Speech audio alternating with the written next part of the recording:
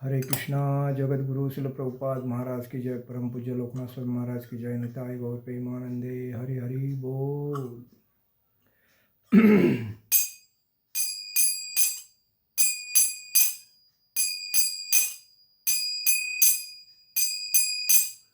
जय राधा माधव कुंज विहारी। जय राधा माधव कुंज विहारी।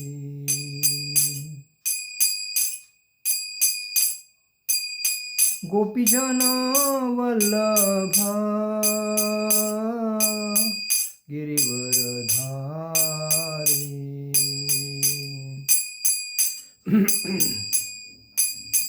गोपीजन वल्लभ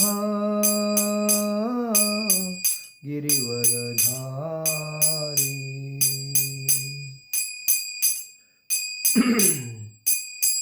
यशोदानंदन ब्रजजन रंजन। यशोदानंदन ब्रजजन रंजन। यमुना तीरावनचारी। यमुना तीरावनचारी। जय राधा माधव कुंज विहारी। जय राधा माधव कुंज विहारी। हरे कृष्णा कृष्णा कृष्णा हरे हरे। हरे राम राम राम हरे हरे। हरे कृष्णा कृष्णा कृष्णा हरे हरे। हरे राम राम राम हरे हरे। हरे कृष्णा कृष्णा कृष्णा हरे हरे। हरे राम राम राम हरे हरे। जय ओम विष्णुपाद परमहंस परिव्राजकाचार्य अष्टोत्तर शत शिल इस्कॉन संस्थापक आचार्य अभय चरणारविंद भक्ति वेदांत स्वामी शिल प्रभुपाद महाराज की जय। जय ओम विष्णुपाद परमहंस परिव्राजकाचार्य अष्टोत्तर शत शिल भक्ति सिद्धांत सरस्वती ठाकुर शिल प्रभुपाद महाराज की जय। जय ओम विष्णुपाद परमहंस परिव्राजकाचार्य अष्टोत्तर शत शिल गौर किशोर जी बाबा जी महाराज शिल प्रभुपाद महाराज की जय। जय ओम विष्णुपाद परमहंस परिव्राजकाचार्य अष्टोत्तर शत शिल भक्ति विनोद ठाकुर शिल प्रभुपाद महाराज की जय। जय ओम विष्णुपाद परमहंस परिव्राजकाचार्य अष्टोत्तर शत शिल जगन्नाथ जी बाबा जी महाराज शिल प्रभुपाद महाराज की जय। श्री रूप सनातन भट्ट रघुनाथ श्री जीव गोपाल भट्टदास रघुनाथ छठ गोस्वामी शिल प्रभुपाद महाराज की जय। अनंत कोटि वैष्णव वृंद की जय। नामाचार्य शिल हरिदास ठाकुर की जय। प्रेम से कहो श्री कृष्ण चैतन्य प्रभु नित्यानंद श्री अद्वैत गदाधर शिवासादि गौर भक्त वृंद की जय। श्री राधा कृष्ण गोप गोपीनाथ श्याम कुंड राधा कुंड गिरि गोवर्धन की जय। मथुरा वृंदावन धाम की जय। मायापुर नवदीप धाम की जय। द्वारका धाम की जय। जगन्नाथपुरी धाम की जय। अयोध्या धाम की जय। बद्रीनाथ धाम की जय। रामेश्वरम धाम की जय। गंगा माई की जय। यमुना माई की जय। तुलसी महारानी की जय। भक्ति देवी की जय। हरिनाम संकीर्तन की जय। समवेद भक्त वृंद की जय। समवेद भक्त वृंद की जय। समवेद भक्त वृंद की जय। All glories to assembled devotee, all glories to assembled devotee, all glories to assembled devotee. Shri गुरु गौरांग की जय। निताई गौर प्रेमानंदे। हरि हरि बोल।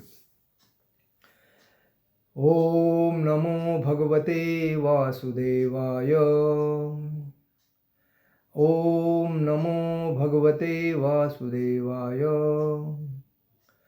ओम नमो भगवते वासुदेवाय। नारायणं नमस्कृतं नमो चैव नरोत्तमं देवी सरस्वती व्यासं ततो दयो विदुरे।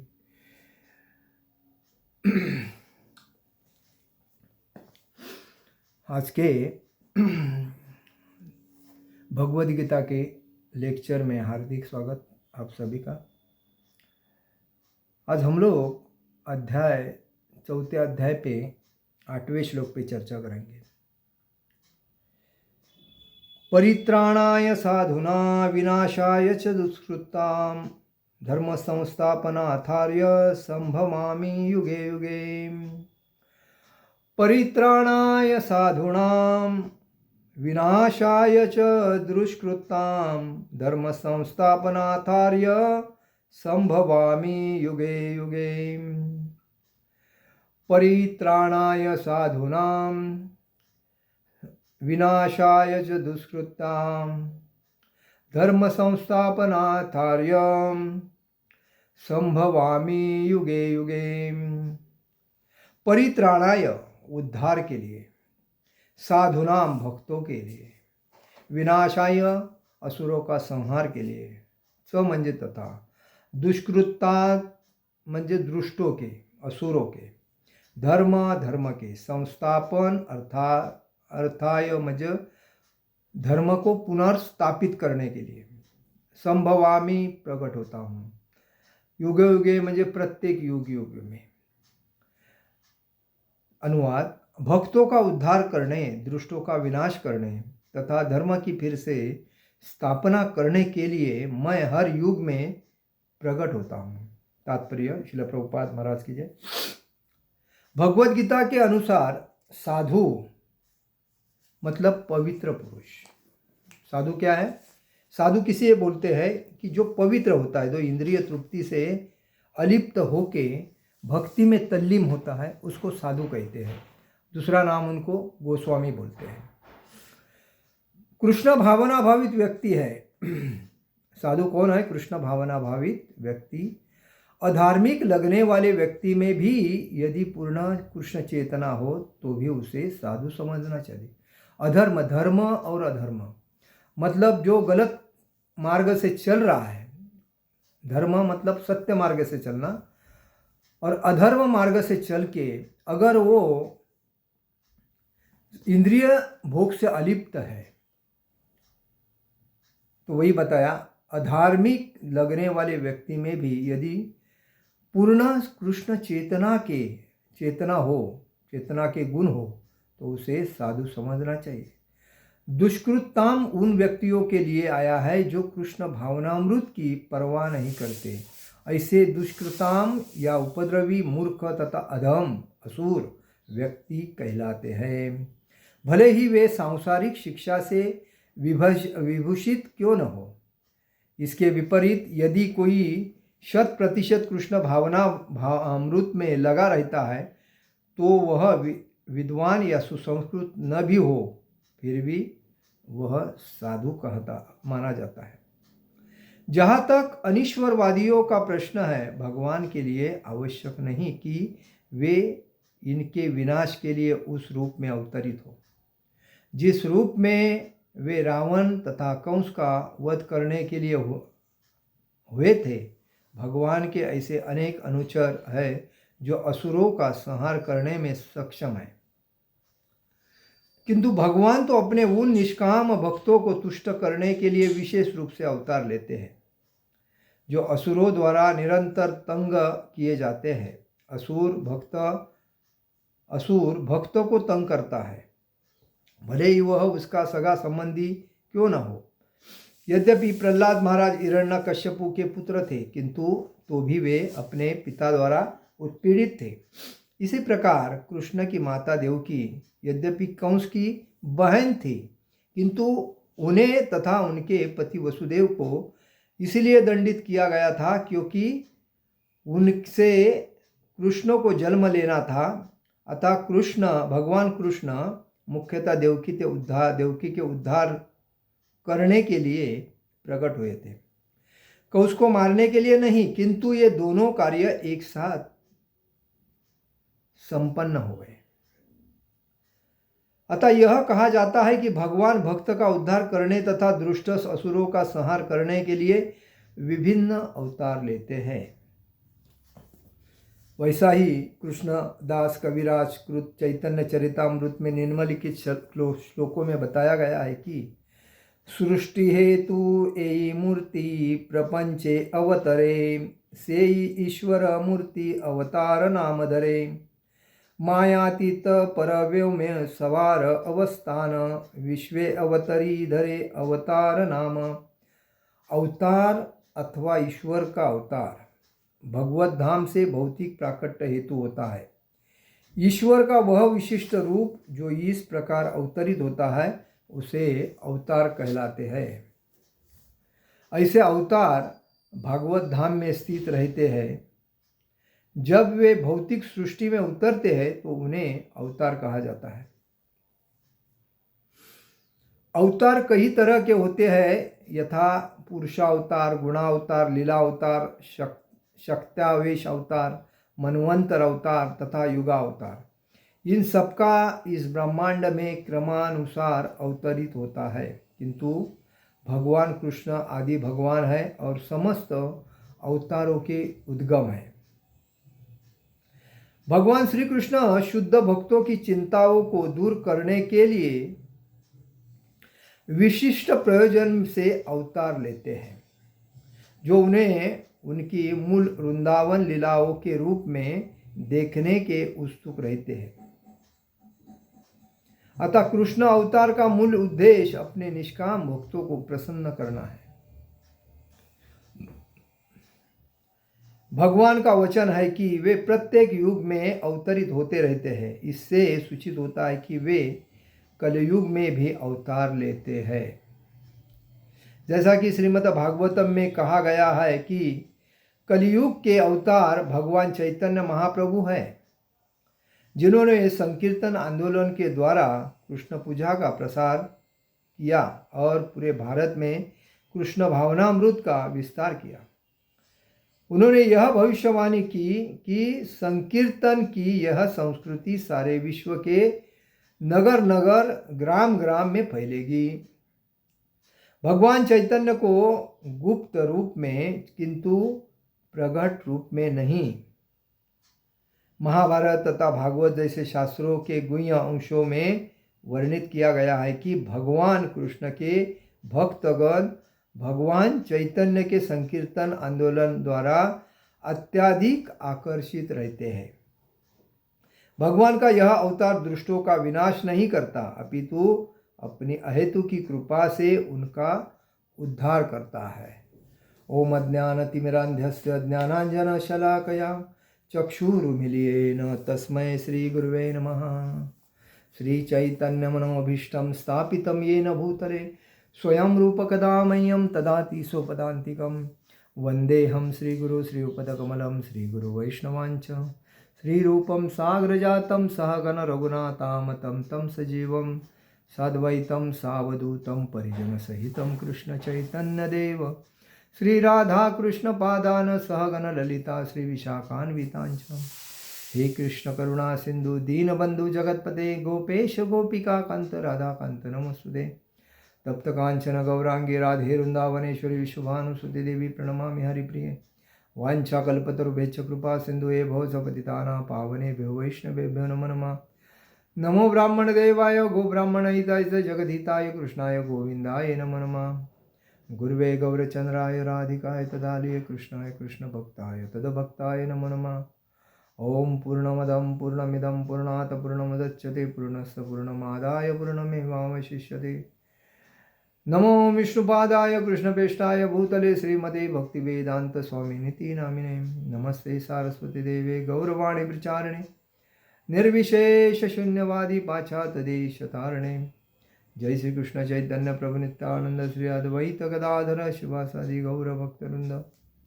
हरे कृष्ण कृष्ण कृष्ण हरे हरे, हरे राम राम राम हरे हरे।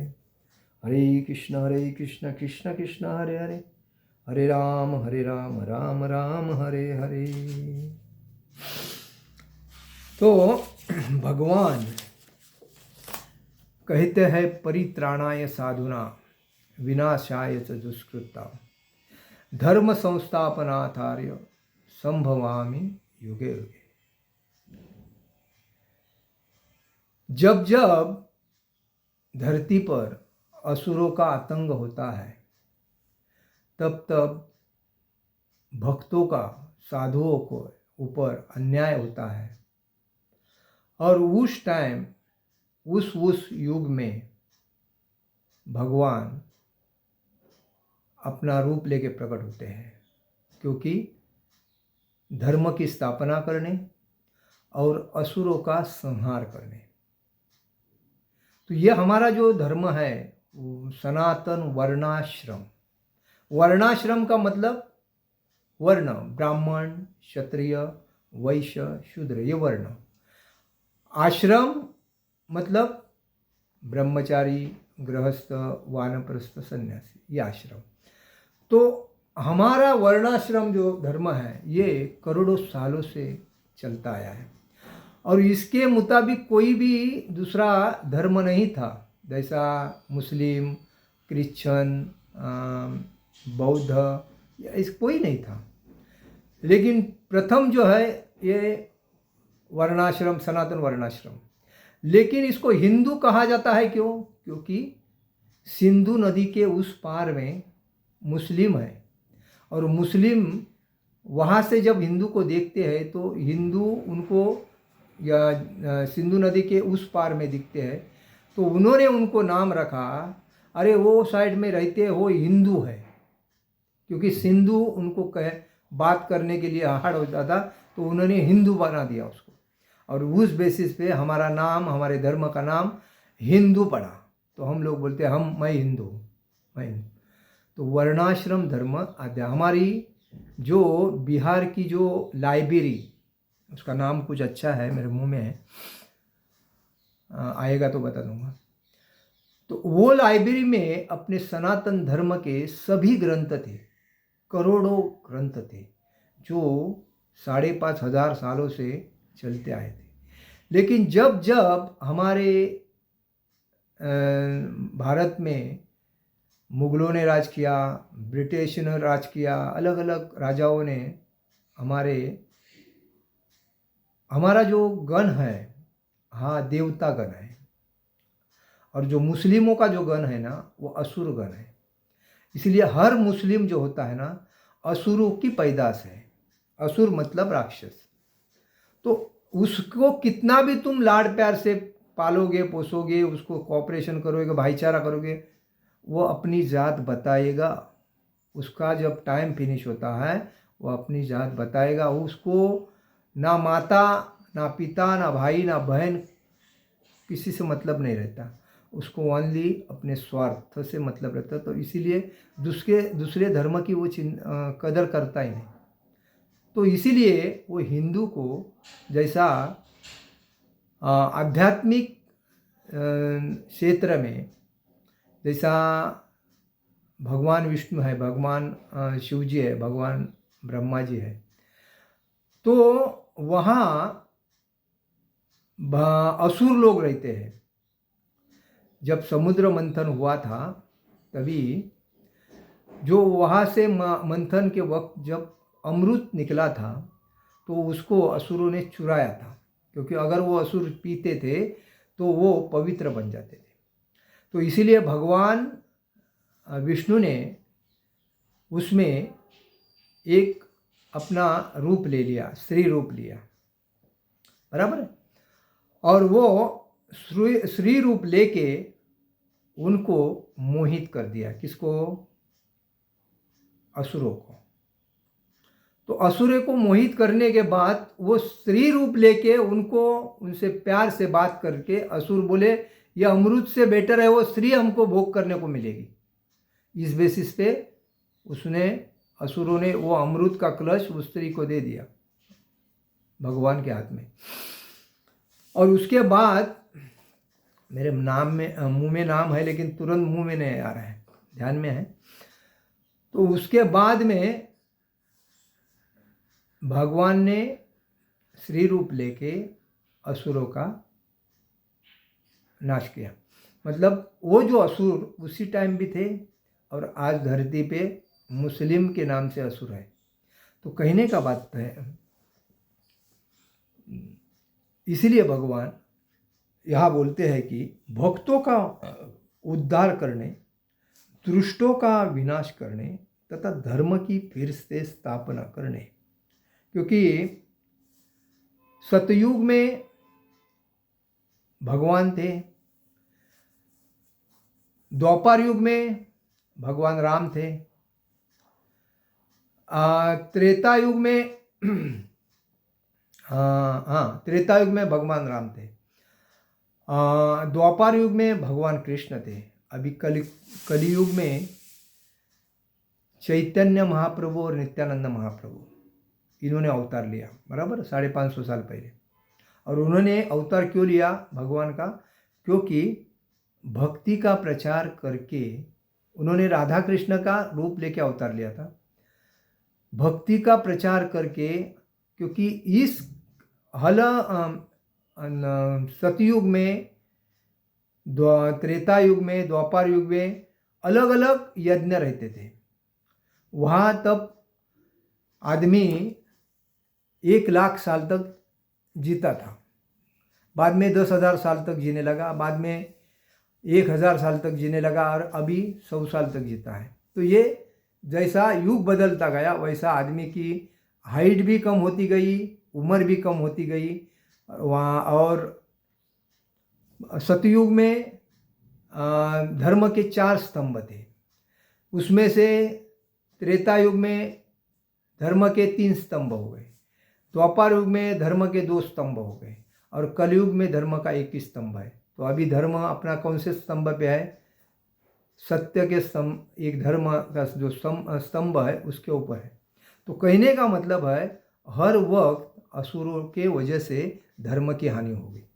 और इस बेसिस पे अभी 5,500 साल पहले भगवान ने ये धरती के ऊपर बहुत असुरों का, मतलब हिरण्यकश्यप और हिरण्यकश्यपु, ये जो पुत्र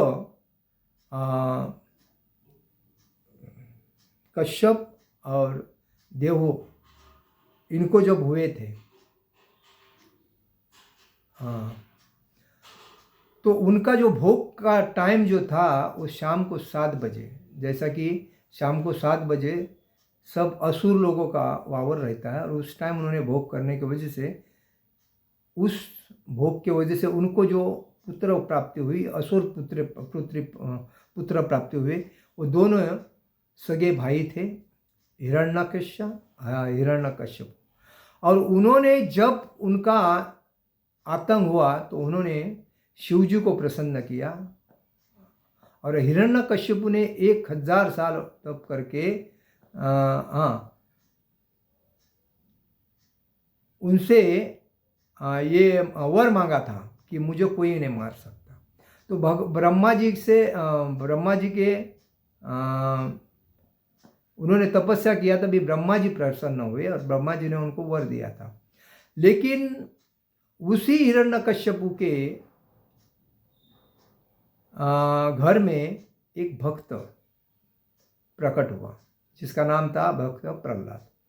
और उसने नारद मुनि से, जब माँ के गर्भ में था तभी उसने धर्म क्या है, अधर्म क्या है, भगवान कौन है और भगवान कौन नहीं है, ये सब सुना था।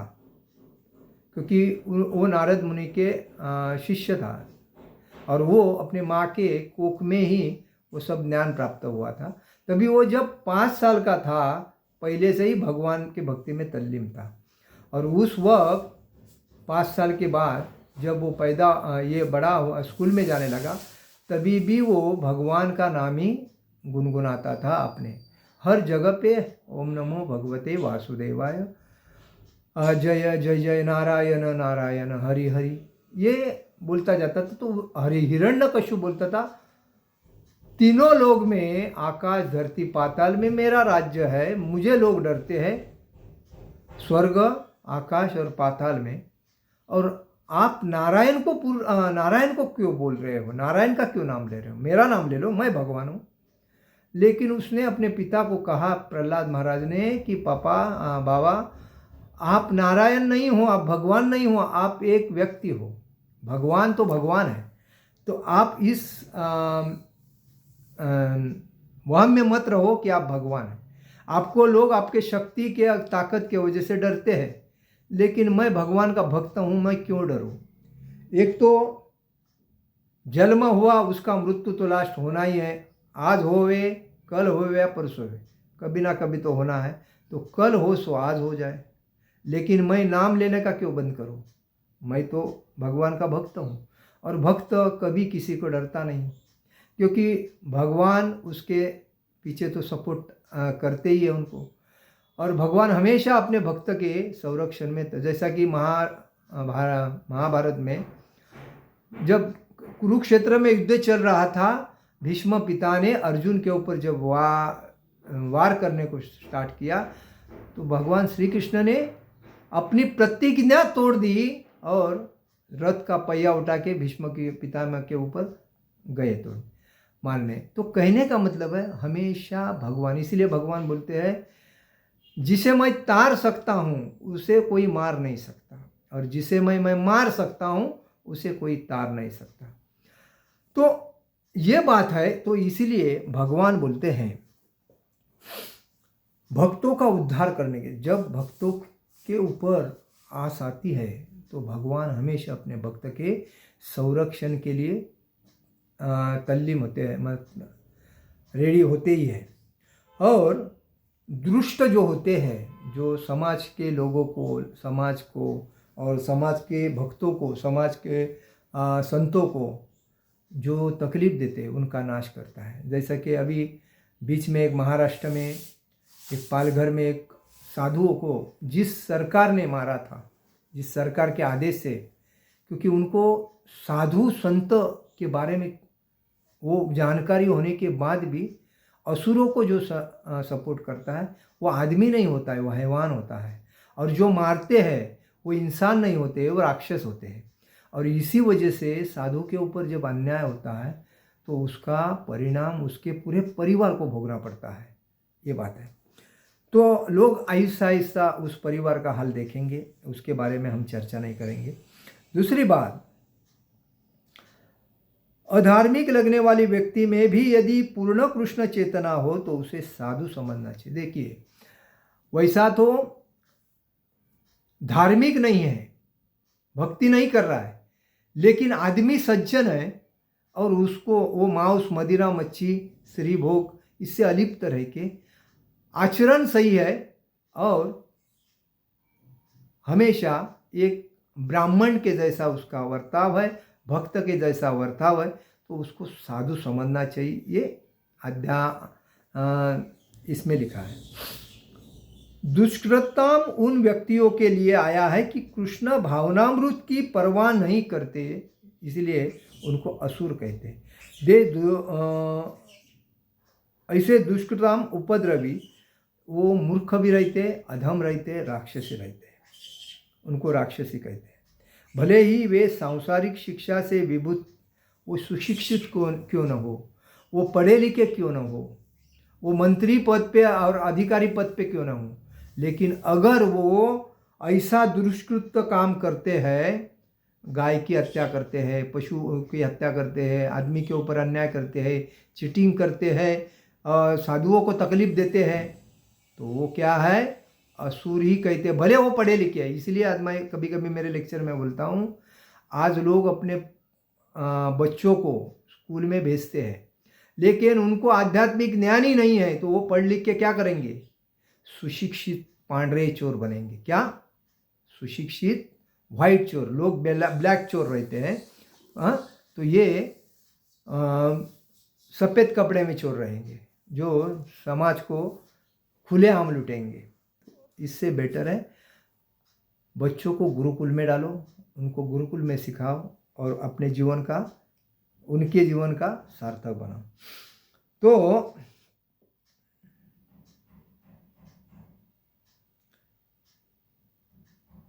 सांसारिक शिक्षा से विभूषित को न हो, इसे विपरीत यदि कोई 100% कृष्ण भावना में लगा रहता है तो विद्वान या सुसंस्कृत न भी हो फिर भी वो साधु माना जाता है। इसमें स्पष्ट बोलते हैं कि विद्वान हो या सुसंस्कृत नहीं भी हो, लेकिन वो कृष्ण भावना भावित का आदर कर रहा है, भगवान कृष्ण के नियमों का 4 नियमों को पालन करके अन्याय तो नहीं कर रहा है ना, तो उसको साधु समझना चाहिए।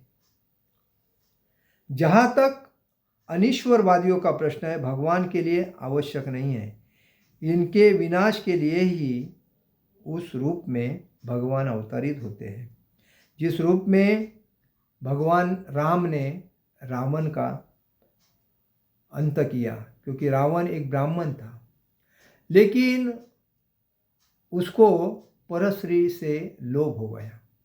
उसने भगवान की पत्नी, भगवान श्री राम की पत्नी सीता माता को वेश बदली करके अपहरण करके अपने श्रीलंका, मतलब सोने की लंका में लेके जाके उधर उन्होंने रखा और उससे अपने से शादी करने के लिए उसको प्रोत्साहन करने लगा। लेकिन वो पतिव्रता थी, अपने पति के सिवा दूसरे का मुंह नहीं देखती थी, लेकिन फिर भी ये उनसे ज़बरदस्ती कर रहा था। तो उसके बाद जब आदमी की बुद्धि भ्रष्ट हो जाती है तो उसको गलत विचार उसके दिमाग में थान मान के बैठ जाते हैं, और वो उसके पूर्व पुण्य की वजह से ही होता है। और इसीलिए कहा जाता है कि रावण का नाश करने के लिए भगवान राम जी को अवतार लेना पड़ा। कंस का नाश करने के लिए भगवान श्री कृष्ण को, मतलब देवकी और वसुदेव को उन्होंने जब अपने बंदिस्त किया था जेल में, तो उनको छुड़ाने के लिए और उसी वक्त कंस का नाश करने के लिए भगवान श्री कृष्ण को अवतार लेना पड़ा था। तो कहता है इधर, रावण तथा कंस का वध करने के लिए भगवान के अवतार हुए थे। भगवान के ऐसे अनेक अनुचर है जो असुरों का नाश कर सकते हैं, किंतु भगवान तो अपने उन निष्काम भक्तों को तुष्ट करने के लिए विशेष रूप से अवतार लेते हैं। देवकी, माता देवकी और वसुदेव महाराज, ये पहले पूर्व जन्म में भगवान की अतिशय कठोर तपस्या की थी, और उन्होंने उस कठोर तपस्या करने के बाद जब भगवान प्रसन्न हो गए तो उन्होंने कहा आपको हमारे कोख में जन्म लेना पड़ेगा, और इसीलिए उन्होंने 3 टाइम जन्म लिया था। तो ये बात है। तो असुर भक्त तो हाँ, भगवान तो अपने उन निष्काम भक्तों को तुष्ट करने के लिए विशेष रूप अवतार लेते हैं। असुरों द्वारा निरंतर तंग किए जाते हैं। असुर भक्त तो तंग करता है, असुर भक्त को तंग करता है, भले ही वह उसका सगा संबंधी हो। जैसा हिरण्यकश्यपु अपने पुत्र को ही पहाड़ से फेंका, उखड़ते तेल में डाला, अग्नि के अंदर दे दिया, हत्ती के पैर के नीचे दिया, अलग अलग टाइप से उसको तकलीफ देने लगा, क्योंकि वो उसका पुत्र था और ये उसका पिता था। लेकिन फिर भी एक अहंकार के वजह से उसने उसको तकलीफ दिया। लेकिन नाश किसका हुआ? भक्त का तो नाश नहीं हुआ, असुरों का ही तो नाश हुआ, क्योंकि भगवान अपने भक्त की रक्षा हर जगह पे हर वक्त करते रहते हैं। क्योंकि जैसा भक्त के हृदय में भगवान वास करते हैं, वैसा ही भक्त भगवान के हृदय में वास करता है। जैसा बच्चा माँ की नज़र चुकाने के बाद माँ ढूंढती रहती है किधर गया किधर गया, वैसा ही भक्त अपने भक्त के ऊपर नज़र रख के चलते हैं, और इसीलिए वो हमेशा भक्त की संरक्षण करते हैं। इसीलिए कर्म योग, ज्ञान योग, अष्टांग योग और भक्ति योग में, ये चारों योग में भक्ति सबसे श्रेष्ठ है। नवविधा जो भक्ति है, स्मरण, अर्चनम,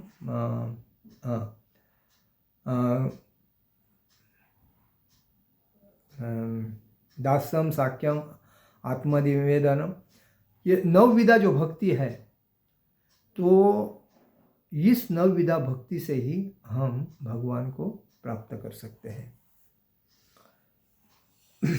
तो इसी प्रकार किंतु भगवान तो अपने उन निष्काम भक्तों को तुष्ट करने के लिए विशेष रूप अवतार लेते हैं। असुरों द्वारा निरंतर तंग किए जाते हैं। उन भक्तों को, असुर तो भक्तों को तंग करते हैं, भले ही वो उसका सगा संबंधी क्यों न हो। प्रहलाद महाराज हिरण्यकश्यप के पुत्र थे, किंतु तो भी वे अपने पिता द्वारा उत्पीड़ित थे। इसी प्रकार कृष्ण की माता देवकी यद्यपि कंस की बहन थी, फिर भी जब उसको आकाशवाणी हो गई और आकाशवाणी में कहा गया कि इस देवकी का 8वां पुत्र आपका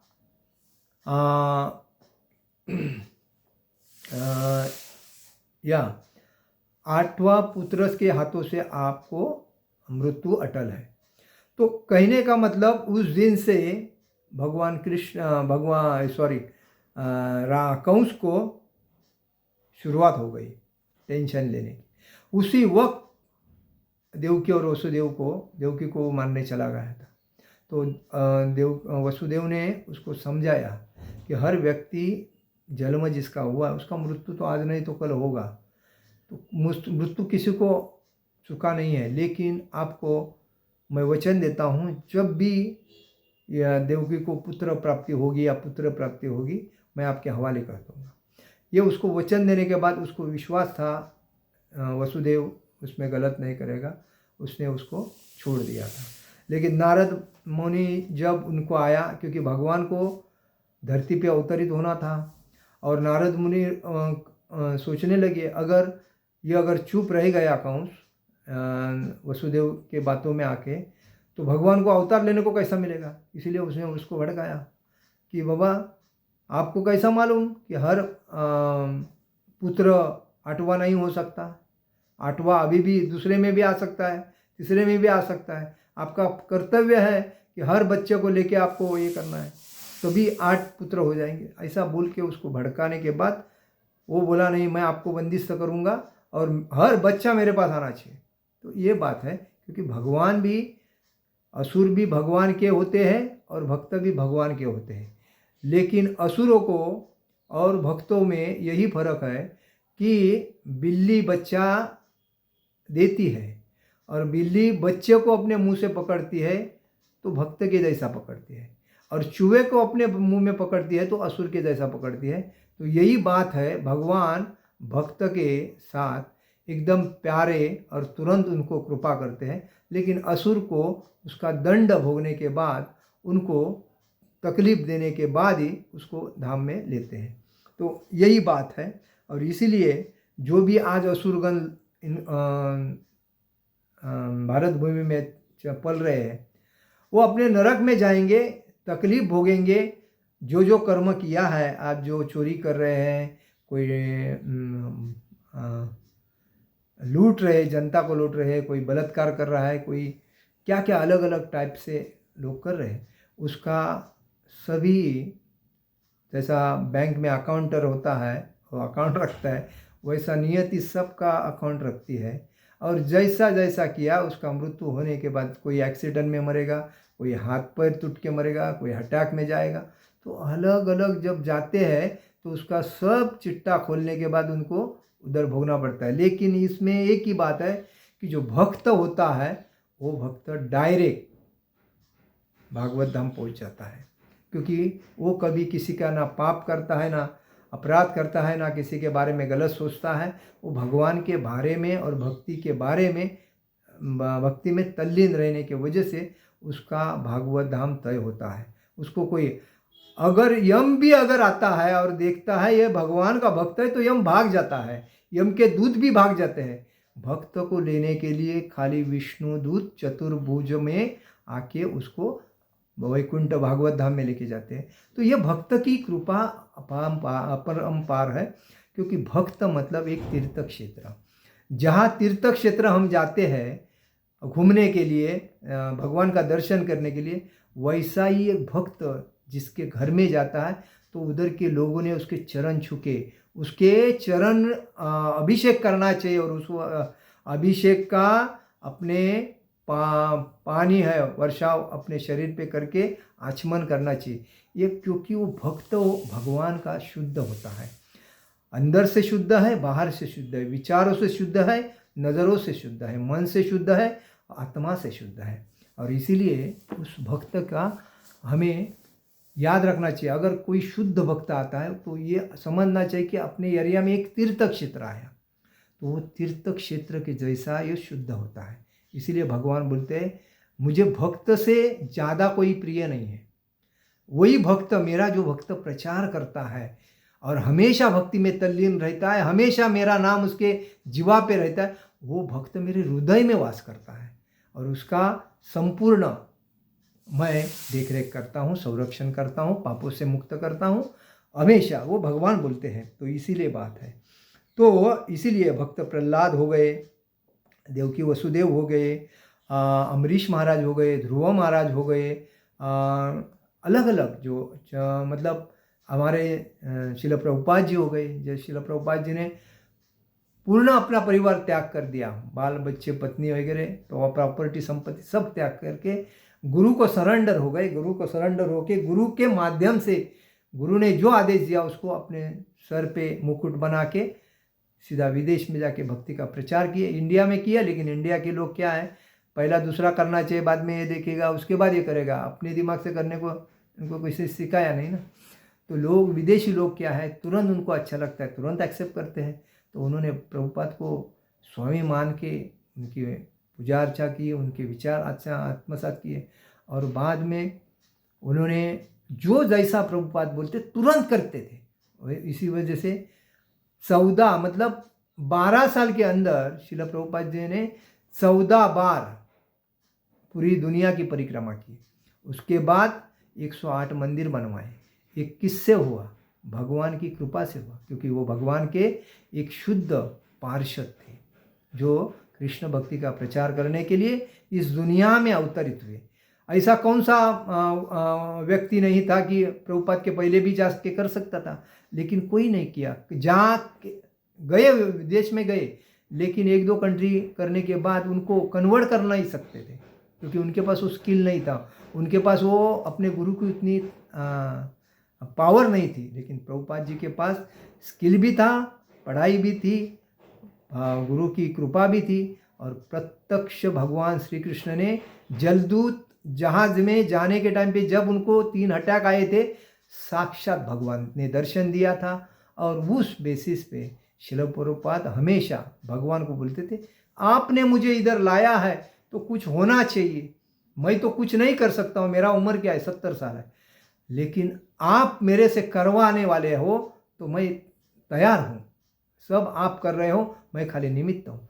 इतने सरेंडर हो गए और सब शिल प्रभुपाद जी के माध्यम से भगवान ने करके दिया। सब जगह पे, दुनिया में कोई जगह पे जाओ, इस्कॉन का टेम्पल नहीं है, ऐसा कोई देश नहीं मिलेगा। और वो लोग आज भगवद गीता के विचारों पे अपने देश के नई जनरेशन है जो स्कूल में पढ़ाई लिखाई सब लोग चल रहे। तो ये बात है। तो हमारा देश में अभी अभी ये 10 साल में चालू हो गया है, लेकिन पहले हमारे देश में सब असुरों का राज्य था और असुरों के राज्य में लोग खाली भोग में ही आनंद मानते थे। बाकी मतलब विकास, आधुनिक विकास या समाज का विकास या लोगों को विकास के लिए कुछ जानते नहीं थे। तो आज ये दिखता है देखो लोगों। तो कहने का मतलब ये है कि भगवान कृष्ण मुख्यतः देवकी के उद्धार करने के लिए प्रकट हुए थे, उसको मारने के लिए नहीं, किंतु दोनों कार्य उन्होंने एक साथ संपन्न किए। भगवान भक्त का उद्धार करने तथा दुष्ट असुरों का संहार करने के लिए विभिन्न अवतार लेते हैं। जैसे परीक्षित महाराज को अश्वत्थामा ने ब्रह्मास्त्र छोड़ के 5 पांडवों के कुल का नाश करने के लिए ब्रह्मास्त्र छोड़ा था। अभी ब्रह्मास्त्रों को कैसा काबू करने का, तो उन्होंने भगवान कृष्ण ने सूक्ष्म अवतार लेके उत्तरा के कोप में जाके परीक्षित महाराज की रक्षा की। कहने का मतलब भगवान इसलिए कहते हैं कि चिट्ठी से लेके ब्रह्मा जी तक कोई भी अंश जब सदा सहचर होता है, चलता फिरता रहता है, तो समझना चाहिए उसके अंदर भगवान का अंश है।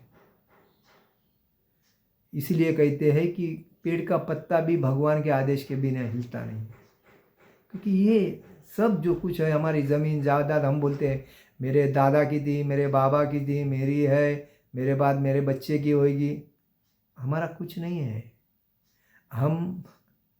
हमको लाया था भी दूसरे ने अपने हाथों से जन्म हुआ था तभी, उसके बाद लेके जाएंगे दूसरे ही अपने खांदे पे। हमारा क्या है, नंगे ही आए थे, दूसरे ने ही कपड़ा पहना था, जाने के टाइम पे नंगे ही जाएंगे, दूसरा ही कपड़ा पहनाएगा। तो हमारा है क्या ना, अपने को अहंकार करना चाहिए, ना ईर्ष्या करना चाहिए, ना किसी के ऊपर क्रोध करना चाहिए, ना किसी की चीज़ का लोभ रखना चाहिए, ना किसी के ऊपर संशय लेना चाहिए। हमारा जीवन, हमारे जीवन की एक सच्ची कहानी ये है, जो पहला मरा उसके बाद हम भी आज नहीं तो कल मरने वाले हैं। तो अगर मरना ही है तो भक्ति करके मरो। जब श्री परीक्षित महाराज को एक ब्राह्मण के पुत्र ने श्राप दिया कि मेरे पिता के गले में सांप डाला है, तो मेरे पिता ब्राह्मण है और ब्राह्मण आप राजा होके भी मेरे पिता का इतना अपमान किया है, तो आपका 7वें दिन में मृत्यु होगा सांप काट के। ऐसा जब श्राप दिया तभी परीक्षित महाराज सीधा अपना राज्य कारभार अपने पुत्र के हवाले करके गंगा नदी का तट काटा। गंगा नदी के किनारे जाके बैठ के हरे कृष्ण महामंत्र का जप करने लगे। और तभी सुखदेव गोस्वामी उधर से जा रहे थे, तो उन्होंने उनको भागवतम का सुनाया।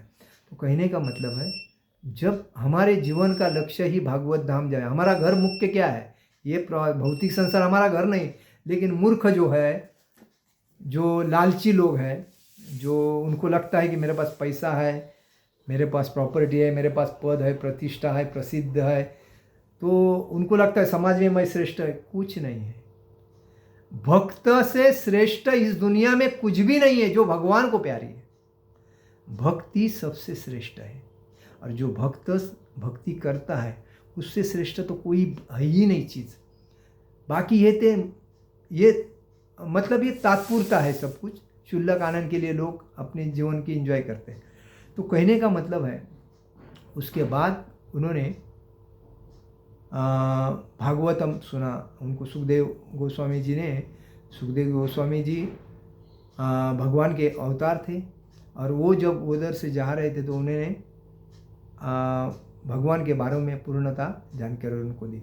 तो उन्होंने वो मतलब जब हमको मालूम है, जैसे जानवर को मालूम होता है कि एक को काटा अभी मेरा भी नंबर आएगा, लेकिन उसको वो बुद्धि नहीं रहती है, वो विवेक नहीं रहता है कि मेरे को काटा, वो खाता रहता है, उसको काटा, मेरे को तो काटा नहीं।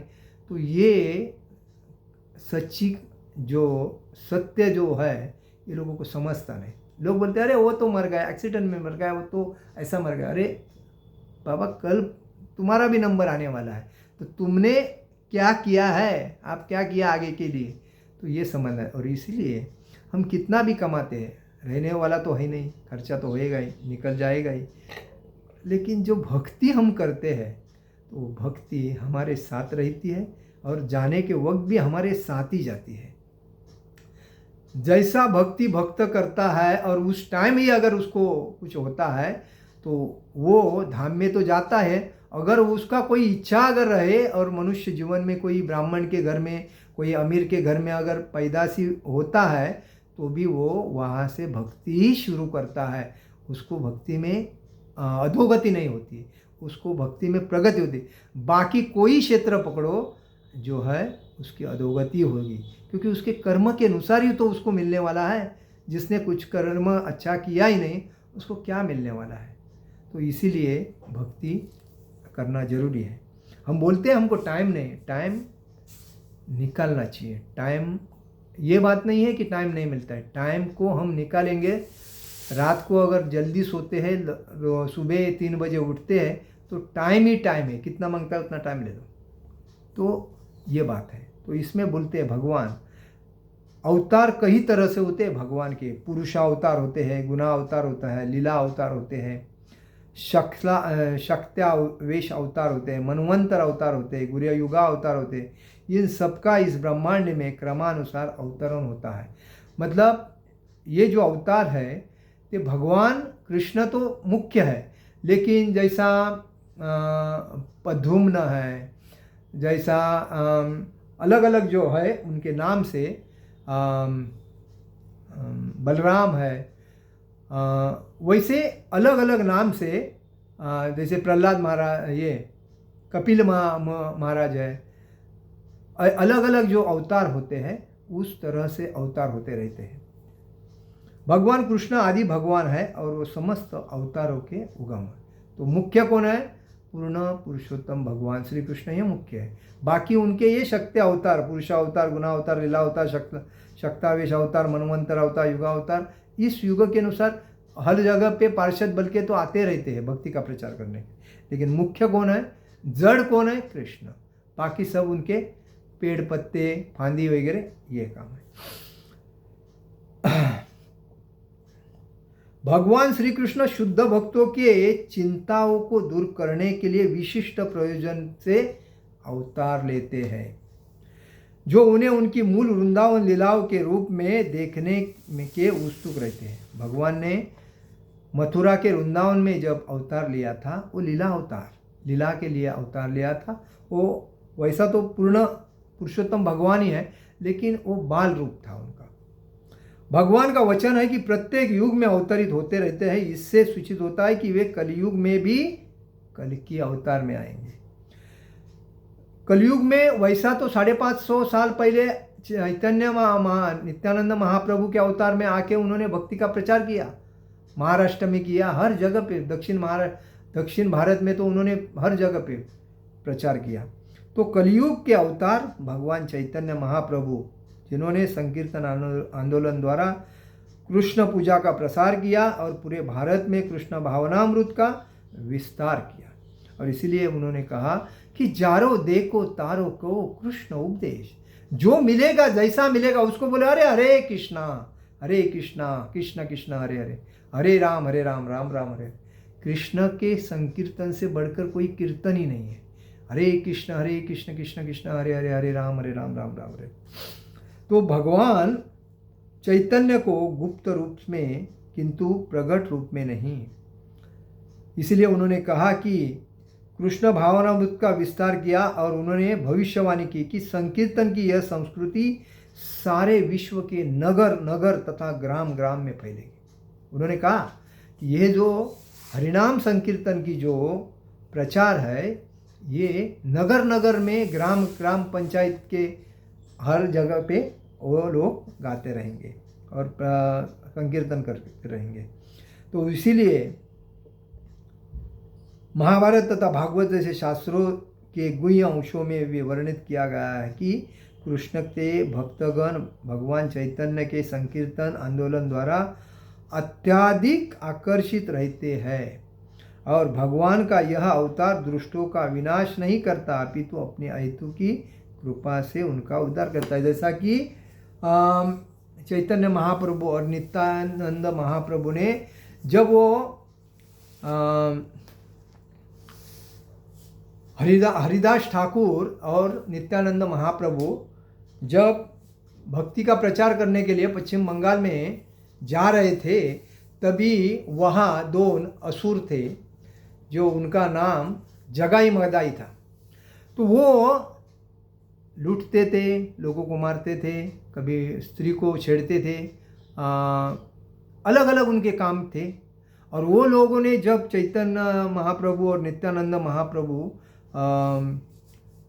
हरिदास ठाकुर और नित्यानंद महाप्रभु जब मार्केट में प्रचार कर रहे थे हरिनाम संकीर्तन का, तो ये नशे में दोनों थे, जगाई मदाई।